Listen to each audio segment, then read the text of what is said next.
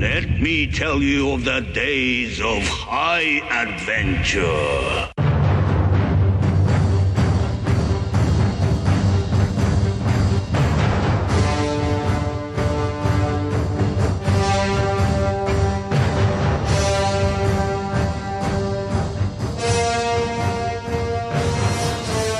Hello, I'm Eric. And I'm Kevin. And this is 6 Degrees of Schwarzenegger, the podcast where we take a long, hard look at some of our favorite action movies from the era of Arnold. Schwarzenegger is the icon of the genre, and we're taking a deep dive into some of these 80s and 90s cult action movies and breaking them all the way down.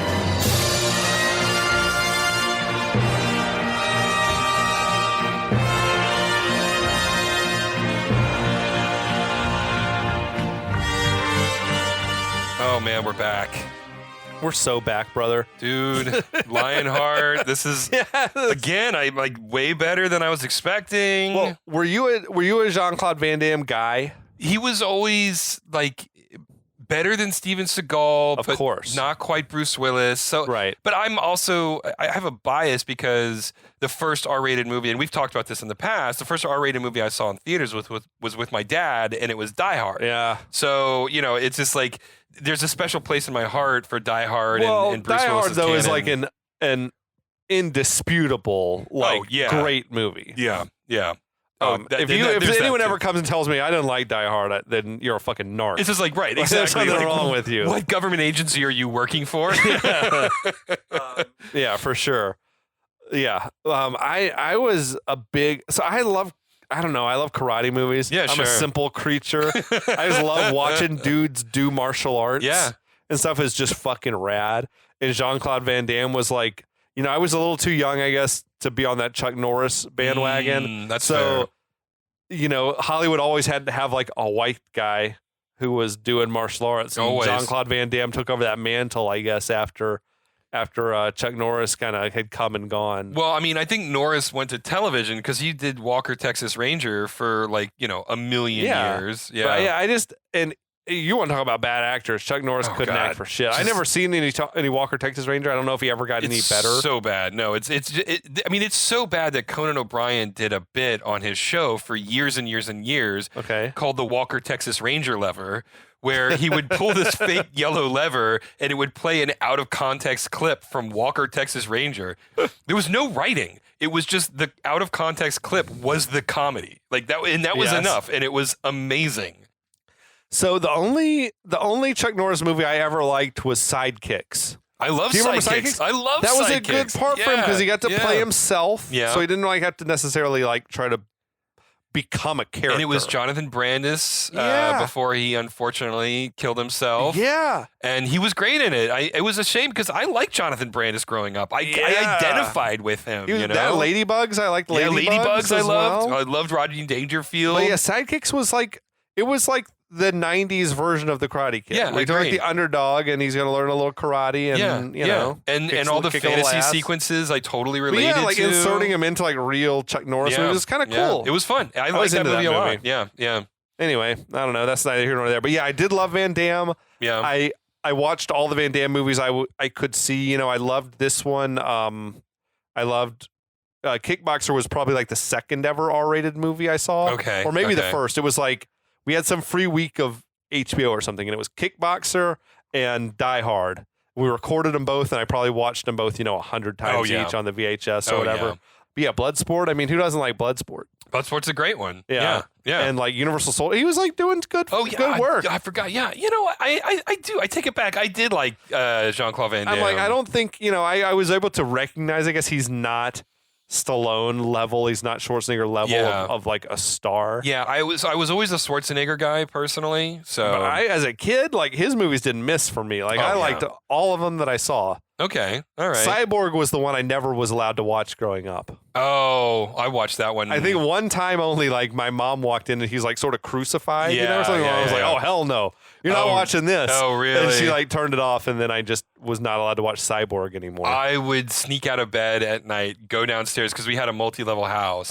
And so I would sneak out of my bedroom at night and go downstairs and turn on the TV and watch all of those movies. Oh, dude, yeah. So I saw Cyborg and all of that, but I was watching it at like 2 a.m. I've been a night owl since I was like 11 years old. So well, like the movies were all. I don't think this was even on HBO. It's like, this shit's are edited. I mean, it wasn't like that exactly. terrible. But Mom, I think, was just like, oh, hell no. Like, once she got wise to the type of shit I was watching, you know? I think the first time I saw Cyborg was on the USA Network. Yeah, you for sure. That? Yeah. I think that's why I was watching it. Yeah. Yeah. Anyway. Yeah, that was a trip down memory lane there. What are you drinking, man? I am drinking. This is a local Atlanta brewery, Creature Comforts. It's a classic city lager. It's a basic pilsner. That's an easy drinker. It is an easy drinker. I call it my basic bitch beer. Yeah. When I just want something easy and I don't want to think about it, classic city lager is a great way to go. Man, it doesn't miss. Yeah. I'm drinking a little Four Roses single barrel. Yeah. It was a Paulie from Rocky's preferred bourbon, I think, was Four Roses. It was, yes, Four Roses indeed. guy. Yeah. Yeah, why not? You can't go wrong with Four Roses. That's that's a classic, man. Solid bourbon. Yeah. But yeah, I'll try to bring us up to date on what happened in the first part of this flick. So we saw this unidentified Frenchman getting burned up by some evil drug dealers. Yep. He's in the hospital. He's calling out for Leon, whoever that is. He's got a wife and child who's left behind here. Then we see Leon is in North Africa in the French Foreign Legion, breaking rocks in the hot sun or whatever the hell. He gets word that his brother needs him in Los Angeles, so he escapes from his military base. He stows away on a steamship and shoveling fucking coal all the way across the Atlantic Ocean or whatever, winds up in New York, which is not where he's supposed to be. So he's in New York. He needs to get to Los Angeles, and that's where we're at. Yeah, that's right. We cut to after his first day. He's at a payphone, or during his first day, he's at a payphone, and there's this quintessential New York operator. Yeah.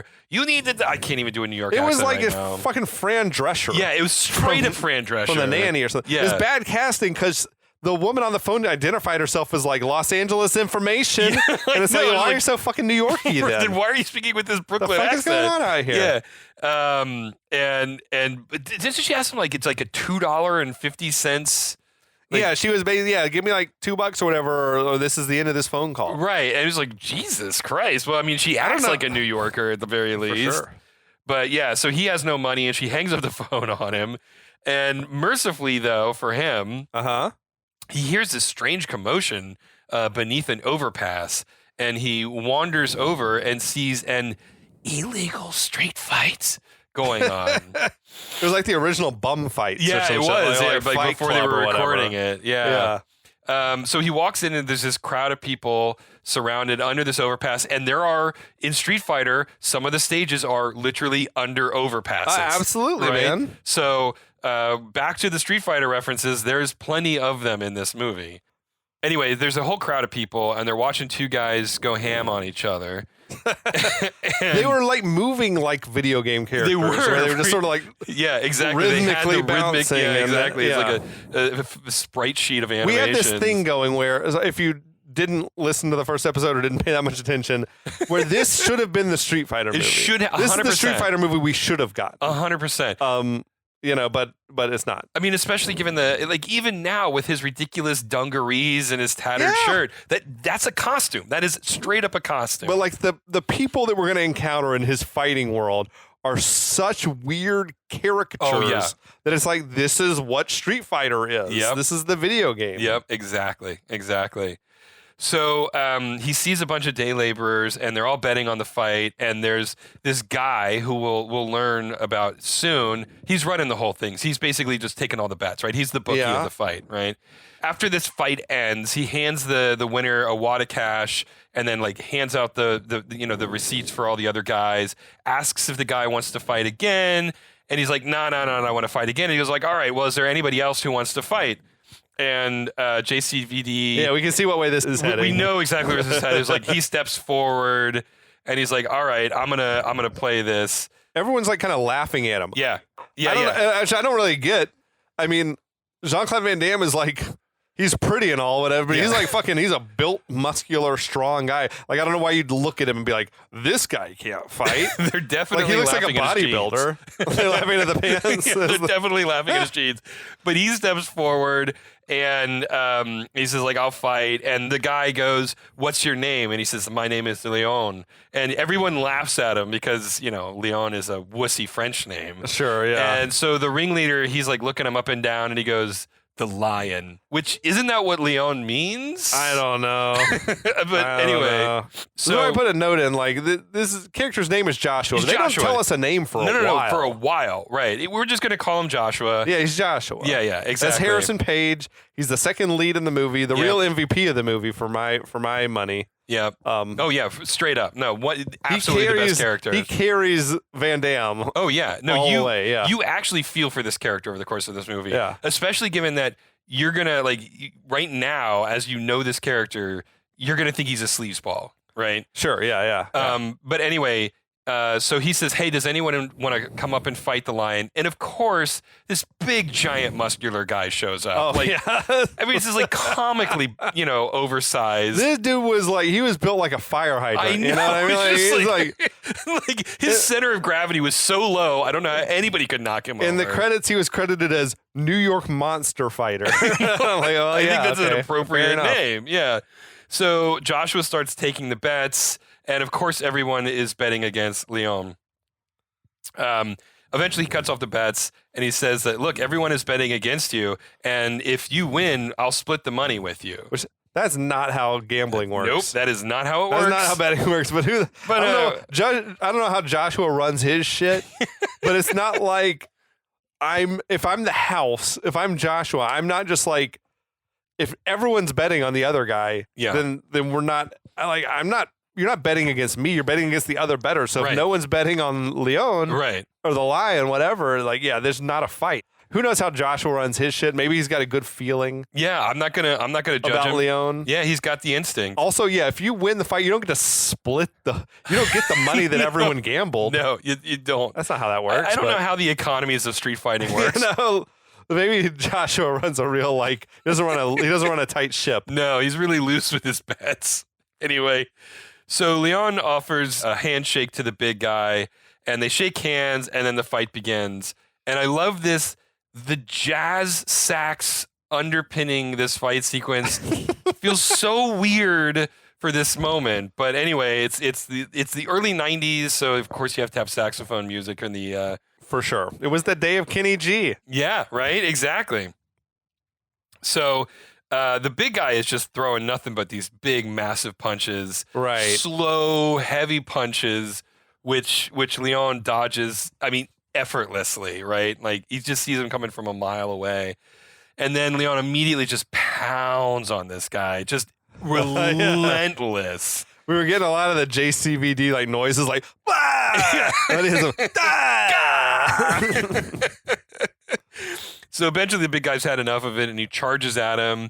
And then Leon, of course, just kicks the guy in one of his classic JCVD kicks. Yeah. And just yeah. It was I found it interesting because I feel like Van Damme's already not at his Bloodsport kickboxer prime as a martial artist anymore, even though it's a few years removed or whatever. I never as a person, as a little kid watching all these movies, I didn't think about the chronology of the movies, whatever, but it all probably doesn't help that he's fighting in dungarees or whatever. That's definitely not a help. But in Bloodsport and kickboxer, he's larger than life, doing nothing but these high flying, spinning kicks and jumping and doing all sorts of splits and shit. And I feel like he's already a few years, I guess, because I looked it up. I want to say he was in his early 30s when he did this. I feel like, you probably aren't going to be at that prime.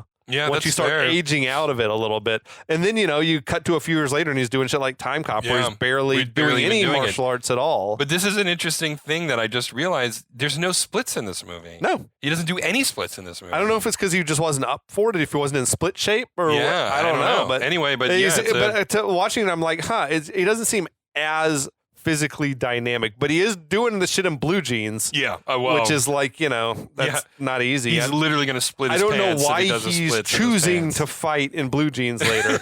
But this one makes sense. These are the only clothes that he's got. Right. I'll give him a pass this time. Look, if we're talking Street Fighter here, all the characters have the same costume. Yeah, it wasn't fucking guy was fighting in like cargo pants. Right, or exactly. Some shit. So all right, yeah. Anyway, so ultimately he lays the big guy out with a knee to the face, and everybody is just absolutely shocked by what happened. Right. And Joshua goes, "You a bad motherfucker with that foreign stuff." I love Joshua. He's so good. He's talking like a mile a minute. So fast. And so Leon takes the wad of cash right out of Joshua's pocket. And like he literally keeps almost all of it for himself. How much money do you think was there? How much money do you think that is? $100. I mean, it wasn't been that much because I feel like dudes were betting like $3, $4, $5. Yeah, at most. Anyway, Leon walks away and Joshua follows him, and he's just like going to town. I mean, he's like, you may fight a lot, but you can't fight for shit. Hey, and like it's just. Yeah. I feel like first. There's no way all that dialogue was scripted. Yeah. So I feel like this dude was like an improving god. Like, because he could just riff. Yeah, he totally was. Like, so much of his dialogue was just totally riffed. And then I feel like also, though, if you've got one character who either doesn't talk much or like an actor who shouldn't talk much, then it's a good idea to have a character with him who talks way too much. The motor mouth, right? Exactly. It kind of makes it work. It's kind of tropey, right? Like the quiet, strong individual, and then the guy who's always talking. Belushi and Schwarzenegger and Red Heat or whatever, right? Like it was the same type of dynamic. Well, you got and you got Schwarzenegger and Tom Arnold. Right, like it, or Danny DeVito, Danny DeVito. So you've always got like Schwarzenegger was classic about that dichotomy, and it was always like the fast-talking wisecrackers. It's smart, yeah, it's a smart thing. You had Chris Tucker and Jackie Chan. Yeah, that's right. It's smart. Yeah. Anyway, so we're at this like curbside diner.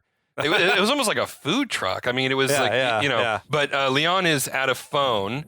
And he's called back to L.A. And I guess he's got he's paid the money at this point. Although there was no change. Like, he would have maybe the dude at the little food truck. There we go. There we go. Something. Yeah, he broke the dollar. That makes sense. Anyway, he gets through, but a recording is telling him that the phone number is no longer in service. Like, what number is he calling? I guess he got information and got a number for the apartment. For Helene's? That's what I had to think. Okay. Okay. This is a payphone heavy movie, though. It was. There's a lot of payphone usage in the flick. Mm-hmm. Anyway, the cook's like slides out. I got hungry. That greasy ass hamburger. I'm like, yeah, baby, I want some of that. Ain't no way. Like Leon acts like I'm too good for this. I'm not interested. He hasn't eaten in days. You gotta be hungry as hell, man. Yeah. But he's like, no, this is beneath me. Yeah. Anyway, Joshua talks to Leon and says, look, if you're trying to get to LA, I can take you there. Yeah. Or, like I can get you over to LA. For sure. And Leon's like considering it. While he's considering it, the chef hands Joshua the check.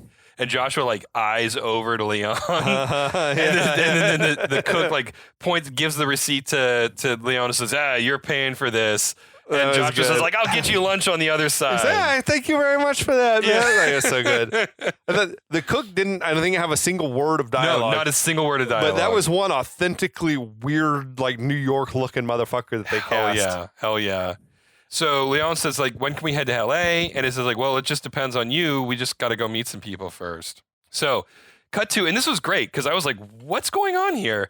Cut to Joshua and Leon walking into a corporate office building. Right. Yeah, and that's Leon, what got me is in the inside of the lobby. This was clearly not Manhattan. Like outside the door was not like traffic driving by. It was like a big sort of like turnaround, like the Nakatomi Plaza or something. I'm like, well, that's not Manhattan, definitely but okay, LA. Fine. But I mean, you're not paying that much attention to it. No. That's only when you're watching it and taking copious notes for a podcast. So Joshua asks to see her to the front, like the security guard at the front desk, who he clearly knows who Joshua is referring to. Right. And he doesn't make a call. He doesn't do anything. But either way, Brian Thompson shows up.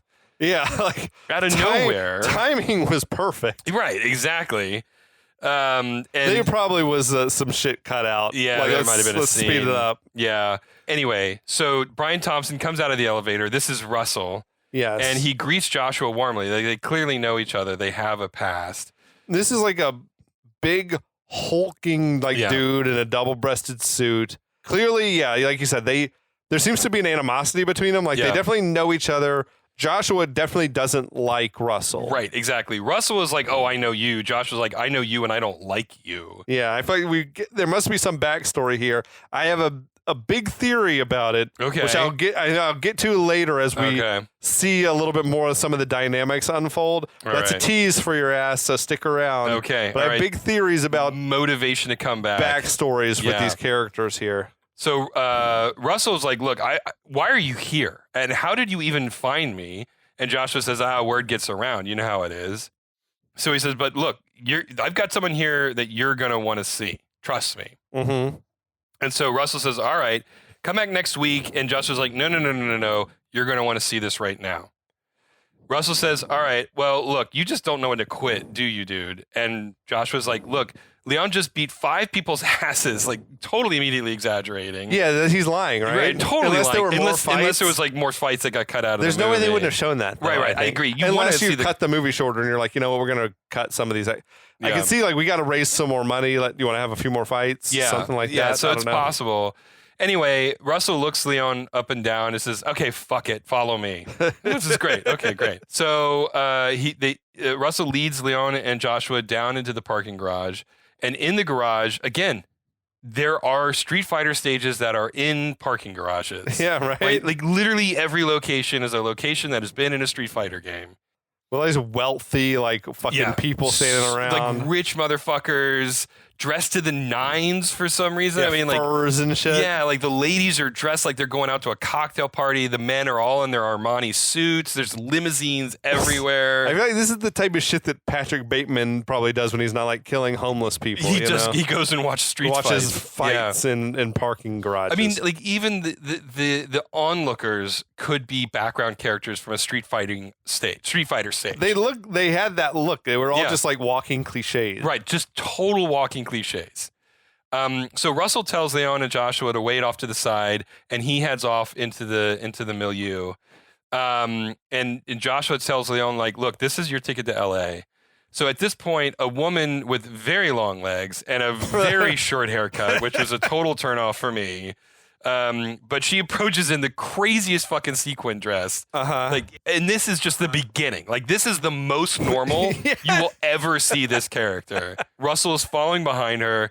This is Cynthia. And you will not hear her name many times. Right, that's what Josh was like. This is the lady. This is the lady, and this is her show. For most of my notes while I was taking notes, I just wrote the lady in quotes. Yeah. And then 2/3 of the movie, Joshua says Cynthia, and I'm like, who the fuck is Cynthia? And I'm like, oh, okay. Anyway. She's kind of like a poor man's Brigitte Nielsen her Rocky IV look. Mm-hmm. When I was a little kid, I thought she was just scary looking, and gross. And then now as an adult, I'm like, she's not bad. She's pretty hot, to be honest. I mean, the hair is tough. Couldn't do the hair. Yeah, but her body's rocking. Yeah, dude. Yeah. And I was looking at her IMDb page. She's still fucking hot, dude. Oh, yeah? She aged well? She's aged really well. Okay. Yeah, right super on. hot. Yeah. Anyway, so the lady, Cynthia, is immediately horny for Leon. That was wild. Instantly had a hard on for him. She just wanted to crawl all over him. She asked who he is, and Joshua interjects, and he says, this is the lion, king of the jungle. Which is great. Yeah. So Cynthia's not having that nickname and asks Leon his actual name. When he speaks in his ridiculous accent, I think she came. Oh, yeah, she came in her pants. Just right sure. Immediately. Yeah, instantly. And she goes, you're French? And Leon goes, what's the difference? Which, yeah, you want me to beat somebody up? Who gives a shit what my accent is? So Joshua is trying to diffuse the tension because she's going to just jump his bones if someone doesn't do anything. And says that Leon doesn't like talking about himself. Cynthia says she can appreciate that attitude as long as you can give the crowd what you want. Mm-hmm. All right. So we cut to, it's a fighter named Sonny, and he's just killing this other guy. Yeah, it was weird. It was a very one-sided fight. Super one-sided. And the ring of people are just eating it up. And the dude, he just had the one move, though. Yeah. I feel like the one guy would come sort of with a kick and a punch, Yep. and Sonny would duck the punch and punch him in the stomach. Yep. Like, and that happened 5 times in a row. Yep. It was like Daniel LaRusso in Karate Kid, where he just sidestep and kick him in the gut. Anyway, at one point, the guy punches the other guy, and blood splatters on this one hot woman in the crowd who is really loving it. She was turned on by it. She catches Leon's eyes, wipes the blood off of her chest, and then licks her finger. And I swear to God, in my notes, I'm like, you don't know where that blood has been. Absolutely. Did you just give yourself AIDS? Like, what the fuck just happened here? This woman is all sorts of trouble, man. Oh, my God. That's like the craziest sex you would ever have in your life with this woman. Without a doubt. Without a doubt. But then also, I'd immediately go get STD tests. Yeah. Just bathe in bleach afterwards. Just bathe in bleach. Absolutely. But it'd be worth it. Anyway, so Sonny has the guy, the fighter has the guy out on his feet, and then delivers this bizarre line, "Let's do lunch sometime." Let's do lunch sometime. And then finally his last blow is a kick to the balls, which is not the last time we get a kick to the balls in this movie. No. That line made no sense. I don't know if he's pandering to like the yuppie crowd. Yeah, maybe he was like, there. let's do lunch. Like, have my people call your people would have made more sense. Or well, something. like Sonny had like collapsed this dude's windpipe and then went for his balls. That was fucking brutal. Yeah, it was bad, but the crowd loves it. They applaud Sonny. And Sonny went over to Cynthia, and Cynthia like was like stroking his face, like that was the same shit she was doing to Leon. That's it's just her weird. Kink, I guess. She just loves fucking street fighters. She wants to fuck the best fighter, like ancient Roman shit. Absolutely. So Joshua says to Leon, "It's like it's time. Do we see how badly you want to get to L.A.?" Mm-hmm. So Cynthia walks up, asking Leon, "Are you sure you want to mess up your pretty face?" Which is okay. All right, that's a good line. But Leon pulls away from her caressing hand and then steps into the fighting ring. And I just don't understand this, man. Like, the dude Russell also is there. He's like, "You're up, stud." It was like weird. He's like, his performance was just weird. It was weird. I don't know if we can talk about it more later because I think it's more relevant later. But like, it seems like he's maybe like in love with Cynthia or something. Russell, I swear to God, yeah, there's no question because he's got some weird jealousy of Leon like immediately. Yeah. Well, I mean, I suspect he's got jealousy of all the fighters. And I'm like, or he could be secretly like gay or something, and like it's weird. Who knows? So he's like jealous of the fighters getting the affection. Maybe, or from he Cynthia? wants to be the fighters, but he also wants to fuck the fighters or something. This is getting. I don't know. We're getting really deep. We're deep into we're creating a pathos for Russell, who is a very superficial character in this movie. It could just be exactly what it seems like. Yeah, where he's just exactly. like, you needed somebody else there. So a bookie who. This Eugene Levy looking motherfucker. Exactly. Like, I was a little bit offended with how Jewish this guy looked.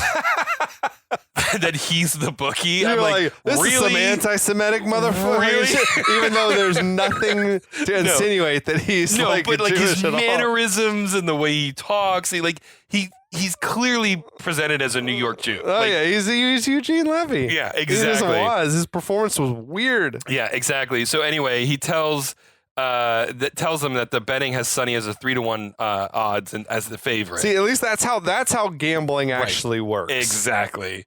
It's not just like, well, if everyone bets on Sonny, then the house just has to pay everyone off. Like, no, there's like we're gonna make odds to try to make the betting even. Yeah. That's how it works. Yeah. So he's like, what's the new guy's name? Yeah, exactly. And Cynthia grins and says, she like looks him up and down, pauses, it comes to her in a flash, and she says, Lionheart.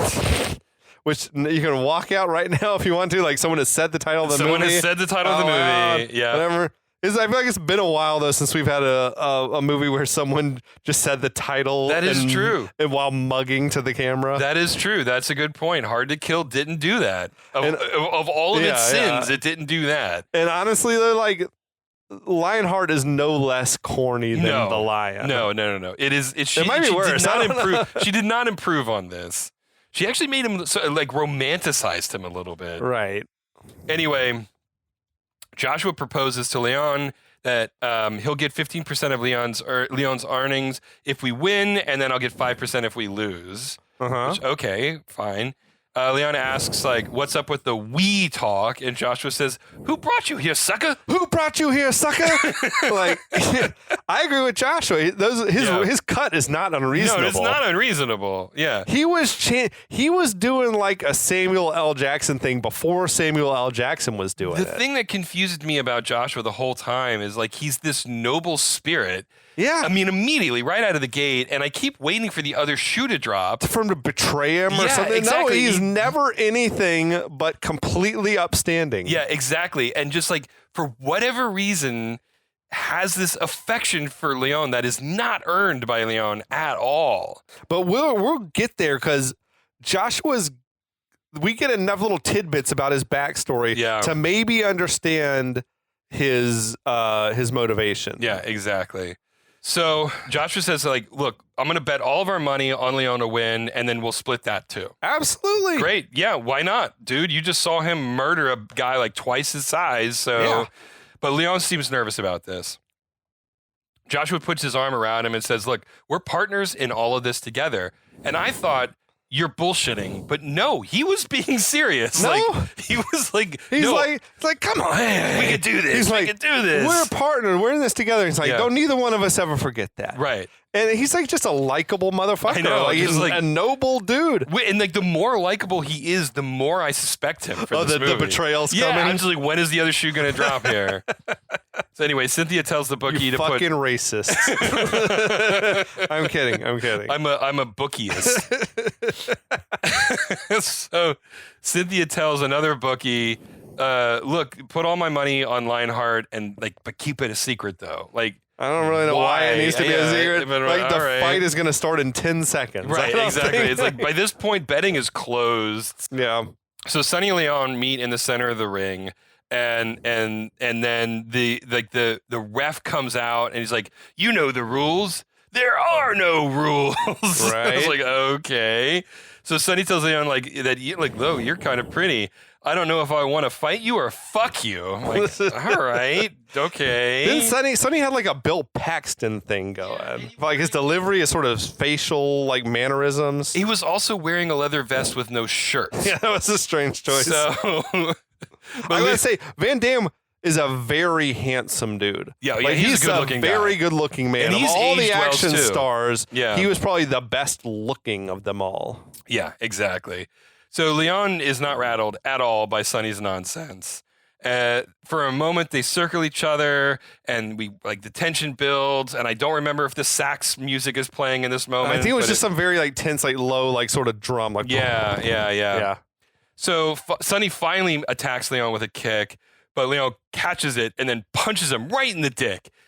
So Sonny is just immediately fucking just done. I think crumbles in a heap. His balls probably like exploded. Oh my god, I don't even want to think about it. It's fucked up. Yeah. Do you think Leon did that because he didn't like the way that Sonny had hit that previous guy in the balls? It was a revenge play. Do you think he was like, this dirty motherfucker, I'll show him? Yeah. I think I think so I buy too. that 100%. I think he went for it because he didn't like that dirty ass shit that he pulled. 100%. Especially when he had the other guy just beaten. Yeah. And then he like wrecked his balls. Yeah, right, exactly. No, he's like, no, you're already won. Yeah. You're never gonna have kids. That's which. In all honesty, Leon was probably doing the world a service. So it's a win on multiple counts.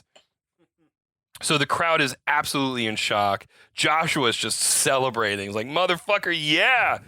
So Sonny can't stand up. The referee says it's a knockout. And then Leon almost immediately gets into an altercation with one of the better. It's just like this really douchey guy with a tiny little rat yuppie tail. motherfucker. He was standing next to the sexy chick was who the drank date the blood. of the sexy girl. Yeah. And it was fucking Lawrence Bender. Lawrence Bender from fucking Reservoir Dogs. Reservoir Dogs, Pulp Fiction producer. Oh my god. Yeah, he produced a lot. I think he produced for Tarantino up at least through Kill Bill. Yeah. And he played in Pulp Fiction. He was in the movie and he played long-haired yuppie scum in Pulp Fiction, like one of the patrons in the diner or whatever. And I feel like this is the same character. Oh yeah, I feel like it's like shared universe. 100%. So Lionheart is happening within the Pulp Fiction universe. Yeah, I think so. I think that's fair. I'm on board with that. So Joshua hypes this guy up. and says, Lionheart, king of the jungle, like shouted at the top of his lungs. He won't let that king of the jungle. No. He's committed to that. I feel like he says like king of the jungle like at least 5 times probably in this little section of the movie. Yeah. So later on, after the fight, Cynthia's giving Leon and Joshua a ride in her limo. And this is like the first of several scenes that take place in exactly this blocking with Joshua and Leon on one side of the ride. You're right. And Russell and Cynthia on the other side of the ride. But Cynthia's like, look, Leon can never put his hands on a patron ever again. Right. Right. Which is fair enough. That's, Yeah. I mean, like, you're not going to get invited to fights if you then rough up all the like bystanders. Yeah. So, but Cynthia's at this point has been keyed into the fact that he's trying to get to LA, but it's like, no, fuck LA. Like, you should just keep fighting here, you know? Yeah, right. And she says, I can get you another fight within a week for way more money. And Leon says, no, I got to get to LA right now. Cynthia keeps like presses him for info. Well, but at this point, I was confused about how the fuck are you going to get this guy to LA? Right. Like, he doesn't have an ID or anything like that. And then I was researching and I was like, oh shit, you could fly domestically with no ID until like 1996. Yeah. Like, you could just, anyone who's holding a ticket could get on board a plane. Right. The government was not tracking you at all. Nope. That's wild to me. Crazy how much things have changed. I was not like flying much at that, and I wasn't even old enough, I guess, to have an ID at that point. Right, exactly. But, like, shit, so just any person holding a ticket can go anywhere? Domestically, not internationally. Yeah, not international, but still. Weird. Anyway, when Leon's not willing to talk, Cynthia gets pissed and wants to, like, look, okay, if you're going to go to LA, can you be back in a few days? And Josh was like... She is not used to not getting her way. Right, exactly. You know what I mean, that reminds me of an ex of mine. It's just like, she doesn't react well if she's not getting her way. Yeah. Well, Joshua says, is like, look, he needs to get to LA and his reasons are his business. And he'll come back when he's ready to come back, which Joshua, he's 100% being a man of his word. Yeah, like he's advocating for Leon's interests. Yeah. Anyway, Leon says that he took the fight only to help his family. And Cynthia demands to know how else Leon is going to make $5,000 for a night's work, right? That's pretty good. Fair. You made $5,000 in a night? Yeah. Okay. But Leon isn't taking the bait, and he says, stop the car. So she says, look, I can set up a fight for you on the West Coast if you want to do it that way. But he is like, nope, I'm done. Whoa. I only wanted the one fight. Slow down, Leon. Yeah. We got to consider this. Like, you know, right. You that money is pretty good. You got a good fucking thing going right now, bro. I don't know. I get the impression he doesn't like fighting for blood money. Like, that's not his style, whatever. Okay. That's respectable. That's respectable. He gets out of the car. Cynthia gives Joshua her phone number and says, like, call me when the money runs out.